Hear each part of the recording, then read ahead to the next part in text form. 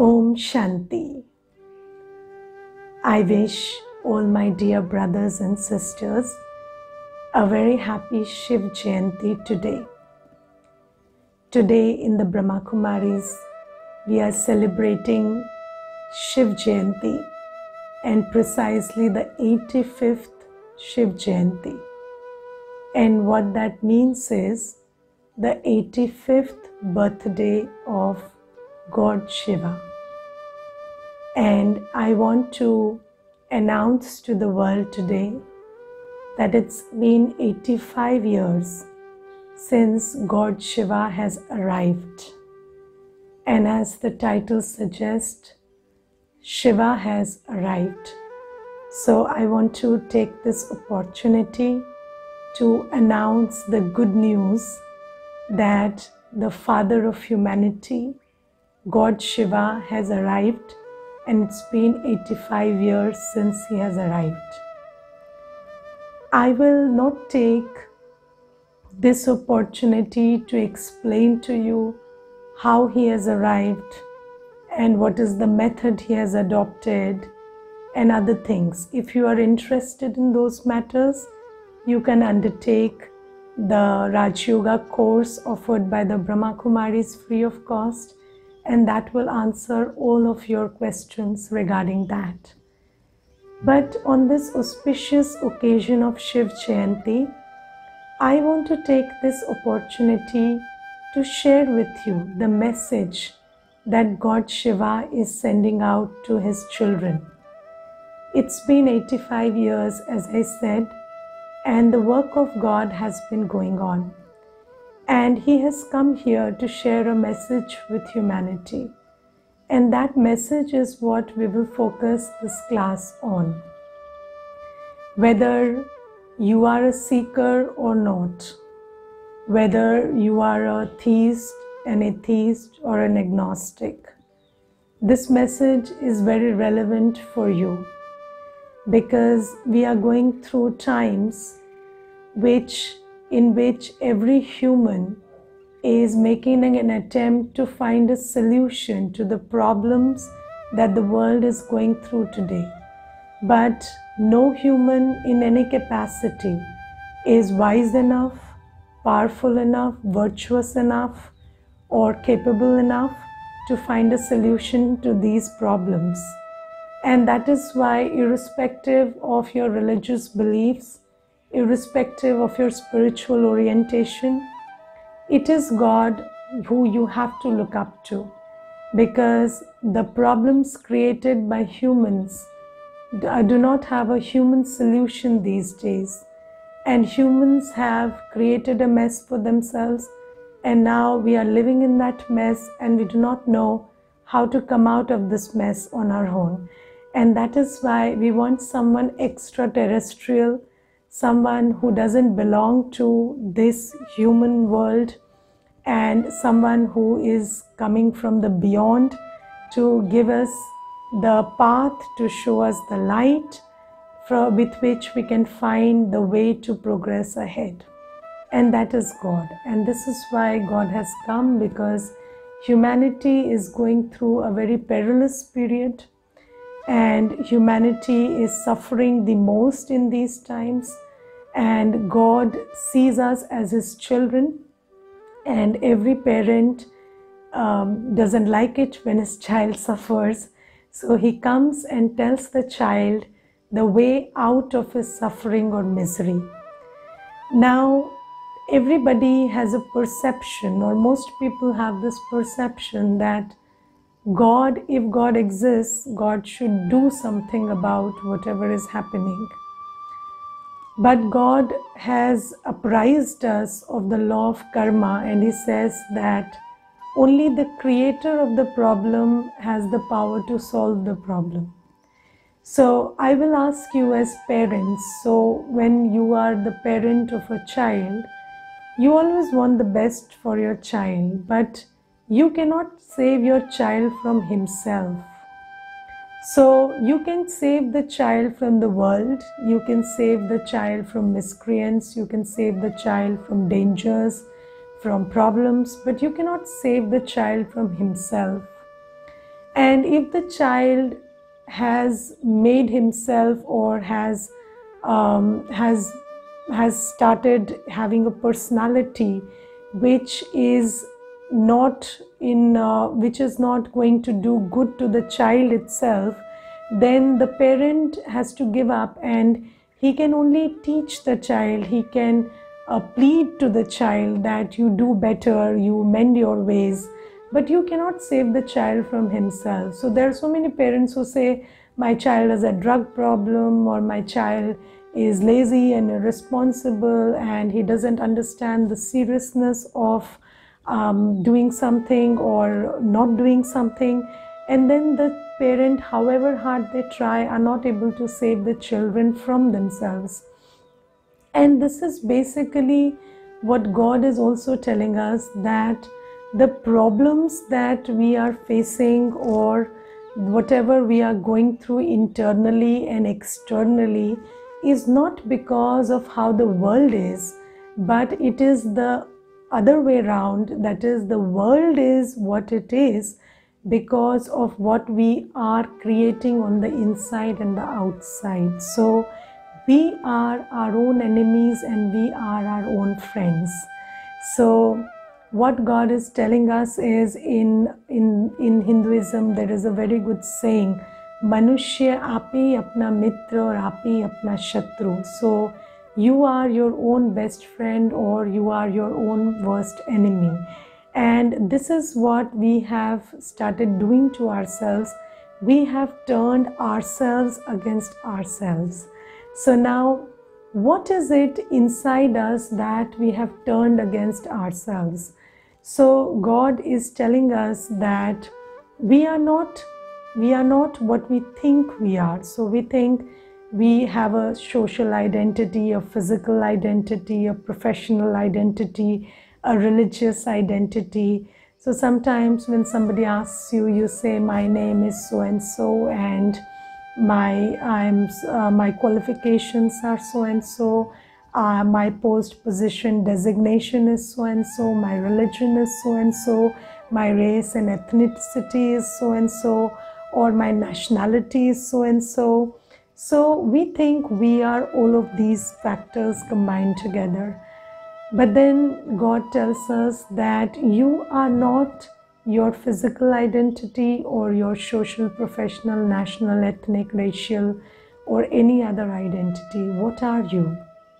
So you are the one who takes up this body which has these identities. You are not even your gender, you are not even your age. So you are the immortal being in this mortal coil. So when we say we are mere mortals, then God is correcting us that you are not mortal, the body is mortal, but you are the immortal one in this mortal coil. And then this body has a gender, a race, an age, a caste, a religion, everything, but you don't have all of that. So He first of all introduces us to ourselves. So just like a parent introduces the child to himself, the child doesn't know when he is born who he is, and the parent introduces the child to his various physical identities. Similarly, God, the eternal parent of humanity, has come and He is telling us who we really are. So He tells us that you are a being in this body. So you are called a human being and you are a being in this body which is made of humus. And then He tells us that you start seeing yourself as you are.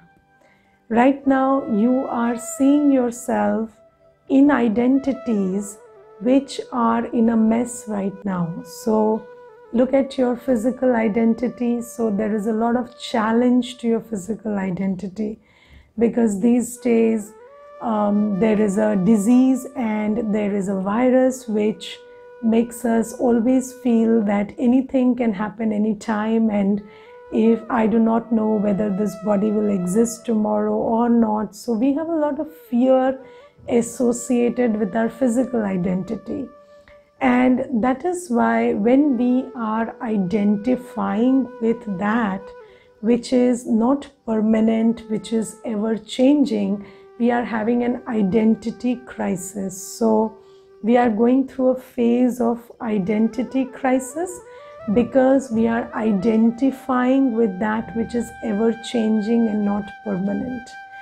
So God is asking us, God Shiva is asking us to look at ourselves not based on these identities, but look at ourselves as spiritual beings in this mortal coil. So we are immortal beings in this mortal coil. And what he says is, you are like a star.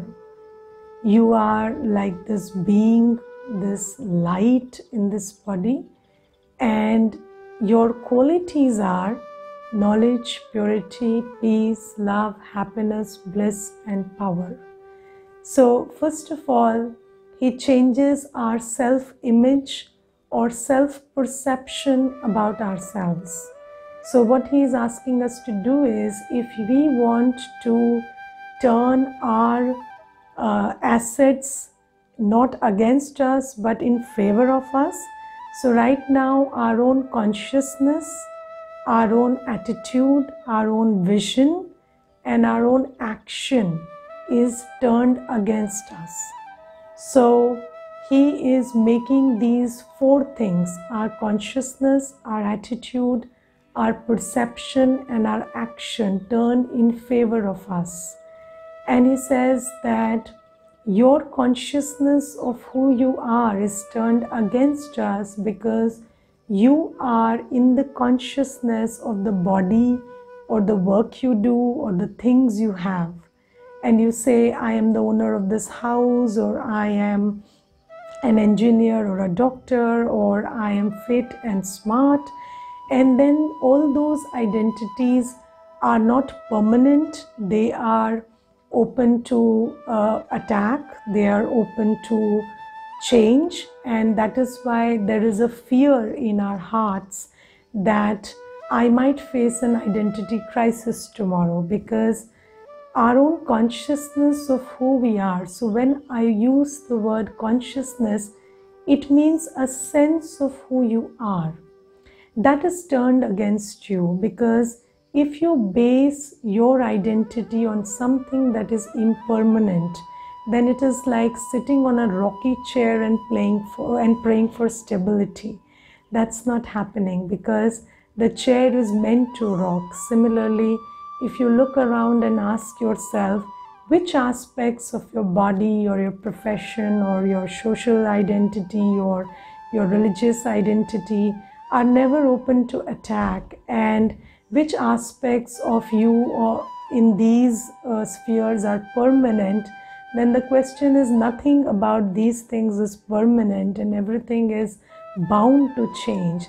And this is why there is so much of fear, and there is so much of instability and confusion, and there is insecurity, and there is hurt, and there is anger when these attacks take place. So this is why the first thing that God says is, your consciousness is turned against you. So seat yourself in the right consciousness. So stay in the consciousness of who you truly are. And who are you? You are an eternal point of light. You are immortal, you are eternal. Just see yourself as you are. You are not this body. You are the shining star sitting behind the eyes of this body. And that is you. And this is why anybody who leaves the body said they left for heavenly abode. Now, who is they who left the body for heavenly abode? The body is lying there. So who is it that left? So this is the question that God asks us and says, you are not the body, because if you died, then the body is still lying there. So who is it that that leaves the body for heavenly abode. So you are the soul who leaves the body when the phenomena called death is experienced. So you do not die, you leave the body. So there is nothing like death, and the soul is eternal, and you are the soul. You don't have a soul, you are the soul. And then as a soul, you have nothing to be afraid of, nothing to lose, because you are always in your power. By default, by definition, by design, you are a knowledgeful, peaceful, loveful, happy, blissful, and powerful soul, pure soul.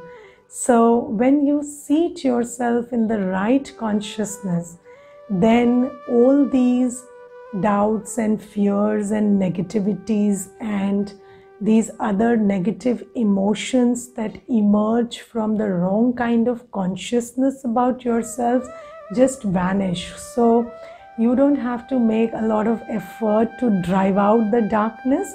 You can just switch on the light of awareness. And when you switch on this light of awareness of who you really are, then everything else that is dark and bleak and low energy just vanishes. And then the next thing that God says is, remember who you belong to.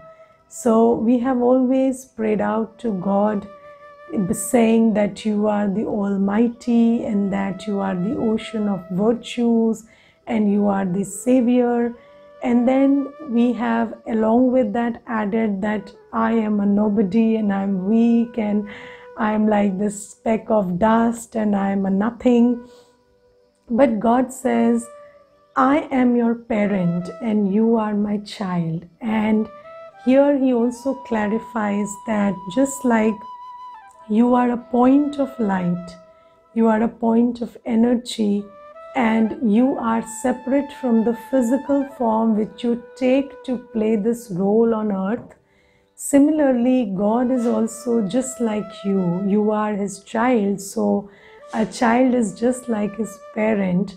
So the parent, the father and mother of the soul, God, He is also a point of light. And He says that I am the ocean of virtues, the ocean of powers, the ocean of knowledge.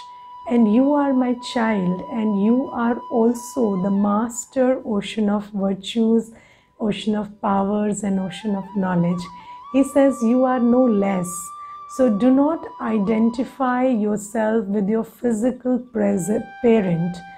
So sometimes, I will say that my physical parent is alcoholic or diabetic, and then I might also have those tendencies, or there is a history of cancer in the family, so probably that I am also susceptible to it. So sometimes we tend to borrow the weakness of our parents. Now what God is asking us to do is, He says, just see yourself as sharing the strengths of your spiritual parent. So just like you thought you shared the strengths and weakness of your physical parent, now the physical parent is capable of both strengths and weaknesses. But with regard to the spiritual parent and his weakness, there is none. So there is no weakness in the spiritual parent, only strength. And loads and loads of strength, because he is the ocean. So the ocean of purity, the ocean of love, ocean of peace, ocean of power, and he is the ocean of knowledge. And he says, you are my child. So just stay in the consciousness of who you belong to. And always remember that you don't have to seek, you don't have to beg from him that give me powers, give me virtues, give me happiness, give me peace. He says, just remember who you are. You have it all. So there is a very beautiful story which we narrate in this regard, and it is said that there was once a queen and she had a necklace, and that necklace was made of diamonds, and then she was searching for that necklace in the whole kingdom and in the whole palace, because she thought she has lost it. And in the end, what she discovers is she's wearing it around her neck and she had forgotten it, so she was looking for it outside. Similarly, God says that you think that the source of peace, happiness, purity, power is outside, but then it is not outside. You are the child of the source of these qualities, these powers. So when you are the child, you have a right to it. But just like, these days, some people are not aware of their rights. So there are human rights bestowed by the constitution of the country, and then a person is not aware of their human rights or their social rights, and then those rights are not what they are having a right over, and then they are experiencing misery because they are not aware of their rights.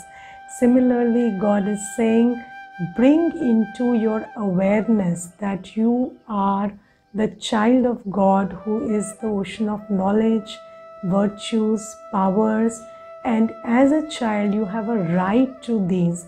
You don't have to beg it from outside, you have to exert it on the inside, that I am this, and I am peaceful, I am powerful, I am loveful, I am knowledgeful.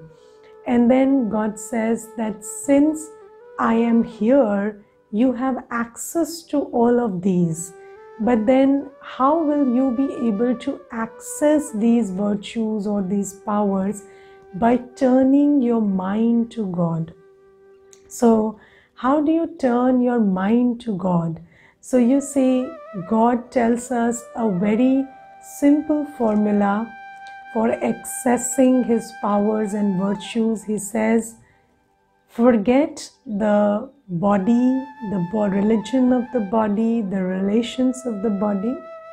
Come to the awareness that you are a soul.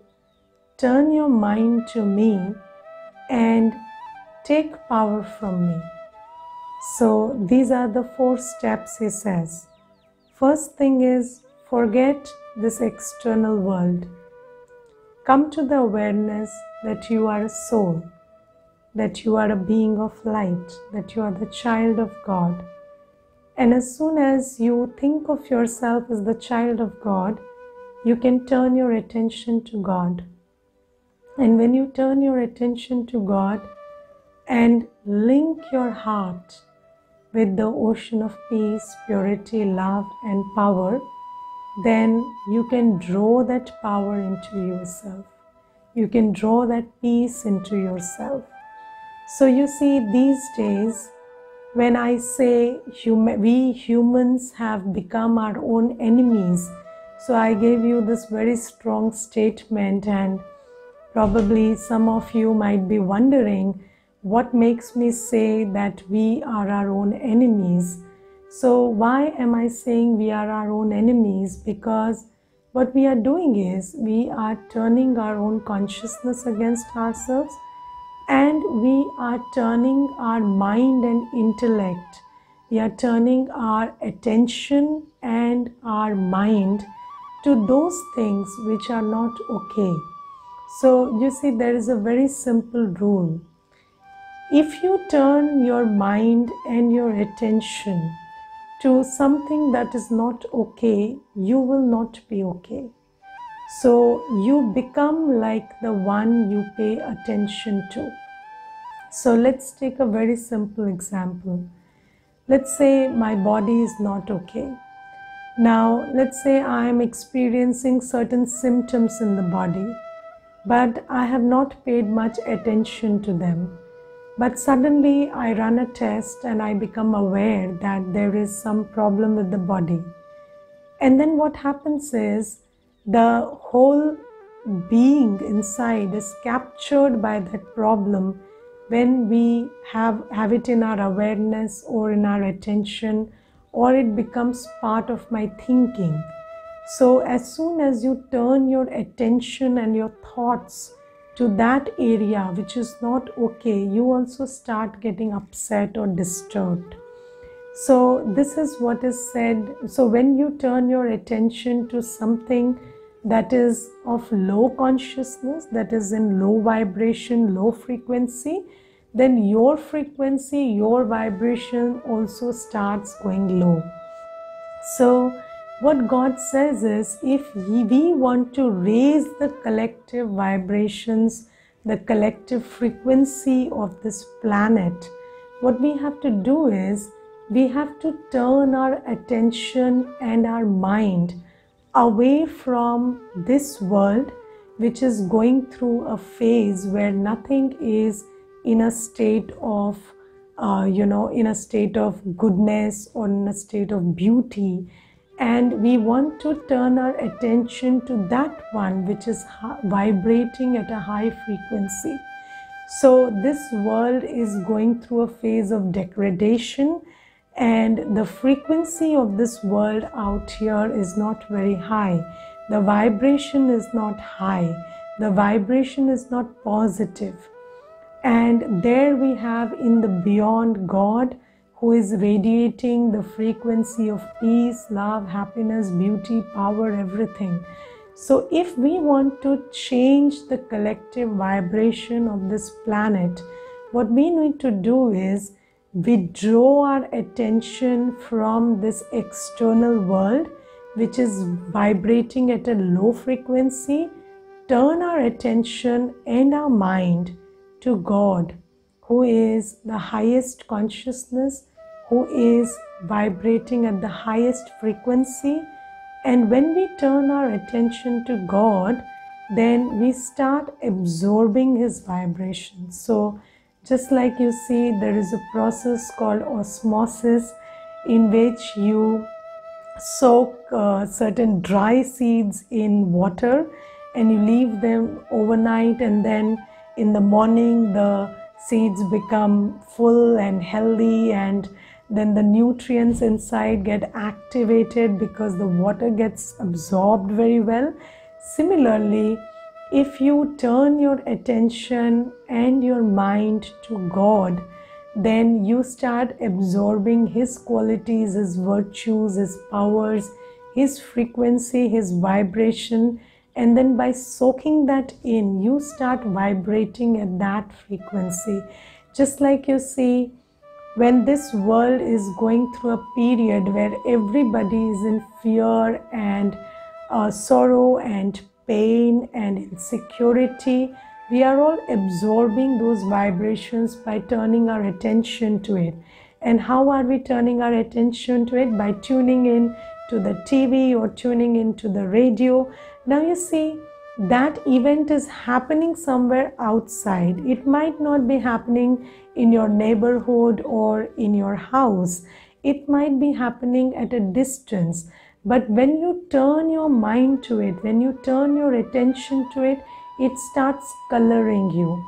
Similarly, God may not be physically, like you may not be physically in touch with God right now, but then you can always turn your mind and attention to God. Just like you turn your mind and attention to unfortunate events, to scenes of sorrow or events of misery, you can turn your attention to God. So what God says, keep in your awareness that just like there are so many things going on in and around you, there is also God around you. And who is God? God is the ocean of purity, the ocean of peace, the ocean of powers, the Almighty, and you are His child. So sit like a child before God, see yourself as He sees you, and in doing so, you start being colored by His perception of you, and you start soaking in His powers, His purity into you. And when you start soaking that into you, you become an agent of change in this world, because now you are vibrating at a frequency which is higher than the things and people and places around you. And when you are vibrating at a higher frequency, then according to the law of energy, you will be able to pass on that energy, pass on that vibration to everything around you. And instead of being a victim of the circumstances around you, you can actually turn yourself into an agent of change. And this is God's message to each one of us, to stop playing victims of circumstances and start being agents of change by changing our consciousness of ourselves, and turning into the perception or the attitude that I'm a child of God, and then orienting our mind towards God, paying attention to His presence and soaking in His powers and virtues, and then we will be able to raise the collective vibration or the collective frequency of this planet. So these days there is a lot of talk about angels, and there are people who talk about guiding angels and they are waiting for their angels, and there are people who say that I want an angel in my life and I'm waiting for my guiding angel to show me some sign. So what God is saying, you be an angel for many. Don't wait for the angel, become the angel. Who is an angel? An angel is perceived as the messenger of God or as the conduit of God. So there is God at the highest frequency, and then there are angels who carry God's message or carry God's energy to others. And an angel is supposed to be on a higher frequency than humans. So you can change from a human to an angel by changing your consciousness and changing your attitude and changing your connections, by changing your orientation of mind and attention away from the world and taking it to God. So I will like to repeat the 4 steps. First is, you withdraw your attention from your body and from things and events and places around you, people around you. Just come to the awareness that you are the star sitting behind the eyes, and know that it is God that you belong to. And as you turn your mind to God, see Him as that ocean of peace and purity, radiating love to His dear child. Soak in that love, raise your frequency, and radiate it to the world around you. So this is the process of Raj Yoga or meditation that God is teaching for us to change from humans to angels. So now for the next 5 to 6 minutes, I will give you a commentary, and let us just sit and practice this communion with God. So God Shiva, who is the incorporeal one, the incorporeal supreme being of light, and I, the soul, the point of light, sit in communion for the next few minutes. Sit still.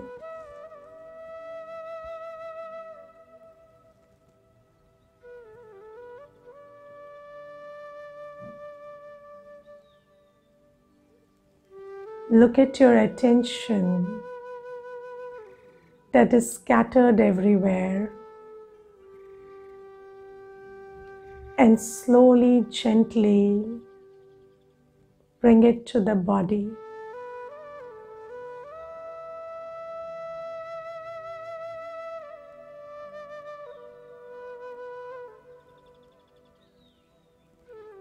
This is my body sitting on the chair.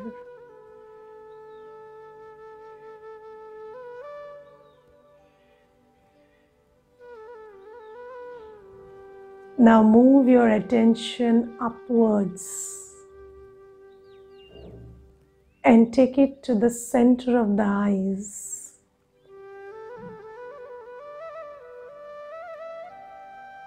Now let your attention pierce through the center of the eyes and reach you, the tiny little star sitting behind the eyes.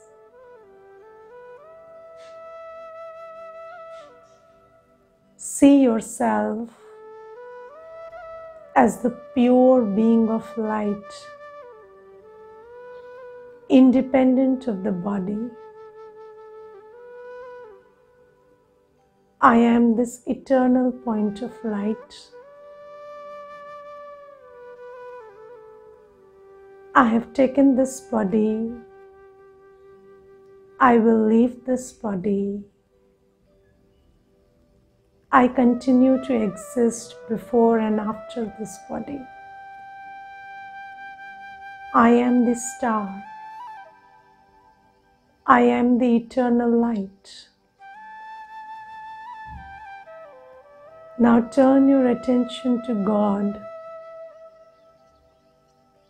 who lives in the world beyond.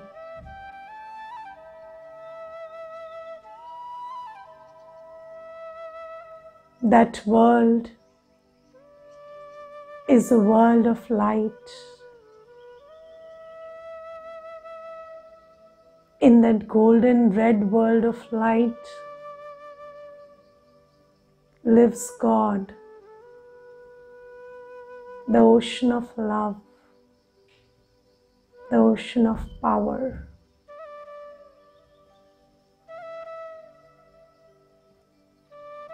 See yourself as sitting in front of God in that world of light,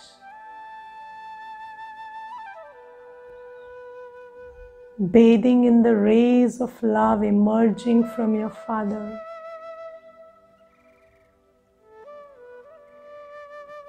As you sit there, you soak in the rays of love emerging from the parent to the child.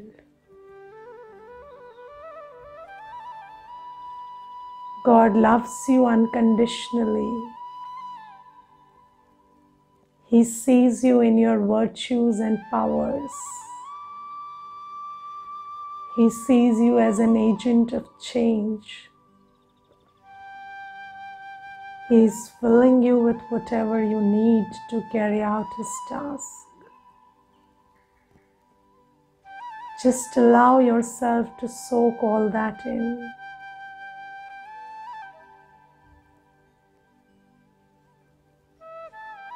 As I sit in the company of the Almighty, I see myself change into a powerful being. Now I gently come back and take my place behind the eyes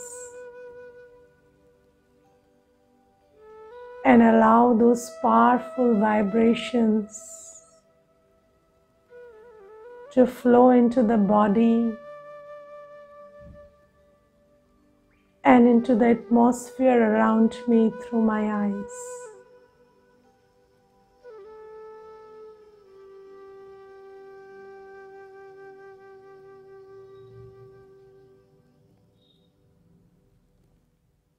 Om Shanti.